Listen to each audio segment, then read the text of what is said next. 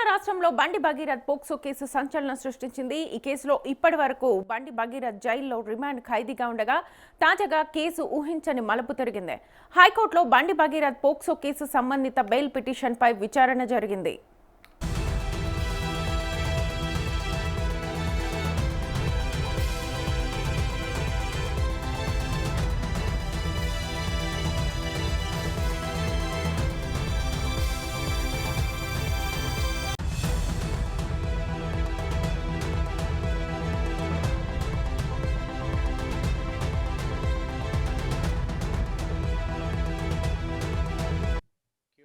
Remand ఖైదీగా ఉన్న బండి భగీరథ్ దాఖలు చేసిన బెయిల్ అప్పీల్ను విచారించిన కోర్టు బాధితురాలి వాదనలు కూడా వినాలని నిర్ణయించి ఆమెకు నోటీసులు జారీ చేసింది. తదుపరి విచారణను జూలై 3వ తేదీకి వాయిదా వేసింది. బండి భగీరథ్ తనపై నమోదైన కేసు పూర్తిగా రాజకీయ ప్రేరేపితమని, తాను ఎలాంటి నేరము చేయలేదని హైకోర్టుకు విన్నవించారు. తాను ఎలాంటి నేరము చేయలేదని కోర్టుకు విన్నవించుకున్నారు.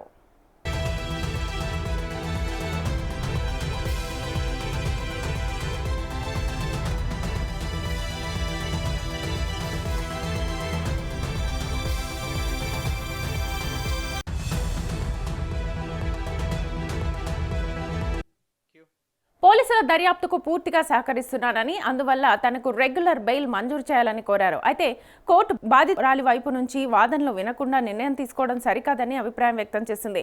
ఈ కేసు ఇప్పటికే దేశవ్యాప్తంగా సంచలనం సృష్టించింది. మైనర్ బాలికపై లైంగిక వేధింపులు చేశారనే ఆరోపణలతో మే 8వ తేదీన పేట్ బషీర్బాద్ పోలీసులు పోక్సో చట్టం కింద కేసు నమోదు చేశారు.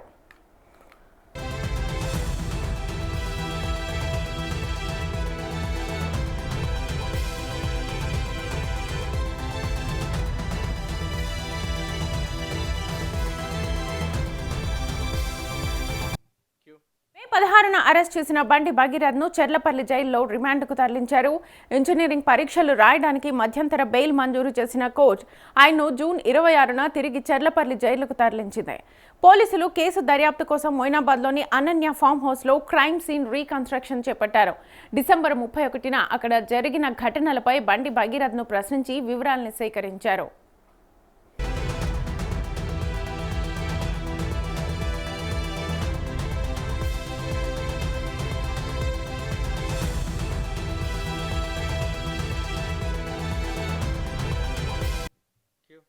సోషల్ మీడియాలో బాధితురాలి ఫోటోలు, వీడియోలు వైరల్ చేసిన ఇన్ఫ్లుయెన్సర్స్ పై కూడా వేర్వేరు కేసులు నమోదు చేసి దర్యాప్తు చేస్తున్నారు. ఈ కేసు తీరు ఇప్పుడు ఆసక్తికరంగా మారింది. బాధితురాలి వాదనలు విన్న తర్వాత కోర్టు ఏ నిర్ణయం తీసుకుంటుందనేది జూలై 3న తేలనుంది. రాజకీయ ప్రముఖులు, న్యాయవాదులు ఈ కేసు ఏ మలుపు తిరుగుతుందో అని ఆసక్తిగా ఎదురుచూస్తున్నారు.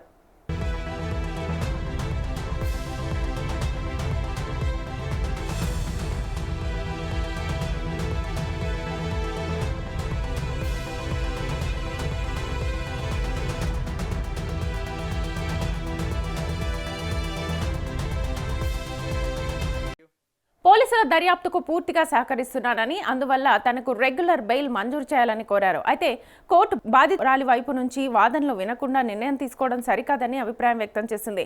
ఈ కేసు ఇప్పటికే దేశవ్యాప్తంగా సంచలనం సృష్టించింది. మైనర్ బాలికపై లైంగిక వేధింపులు చేశారనే ఆరోపణలతో మే 8వ తేదీన పేట్ బషీర్బాద్ పోలీసులు పోక్సో చట్టం కింద కేసు నమోదు చేశారు.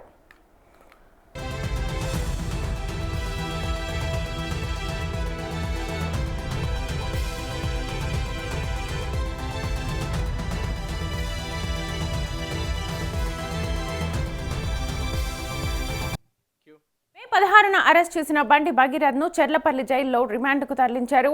ఇంజనీరింగ్ పరీక్షలు రాయడానికి మధ్యంతర బెయిల్ మంజూరు చేసిన కోర్టు ఆయన్ను జూన్ 26న తిరిగి చెర్లపల్లి జైలుకు తరలించింది. పోలీసులు కేసు దర్యాప్తు కోసం మొయినాబాద్లోని అనన్య ఫామ్ హౌస్లో క్రైమ్ సీన్ రీకన్స్ట్రక్షన్ చేపట్టారు. డిసెంబర్ 31న అక్కడ జరిగిన ఘటనలపై బండి భగీరథ్ను ప్రశ్నించి వివరాలను సేకరించారు.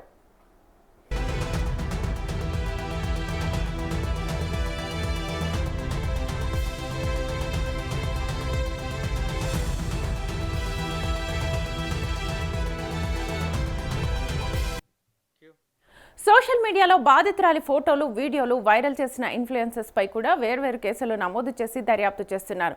ఈ కేసు తీరు ఇప్పుడు ఆసక్తికరంగా మారింది. బాధితురాలి వాదనలు విన్న తర్వాత కోర్టు ఏ నిర్ణయం తీసుకుంటుందనేది జూలై 3న తేలనుంది. రాజకీయ ప్రముఖులు, న్యాయవాదులు ఈ కేసు ఏ మలుపు తిరుగుతుందో అని ఆసక్తిగా ఎదురుచూస్తున్నారు.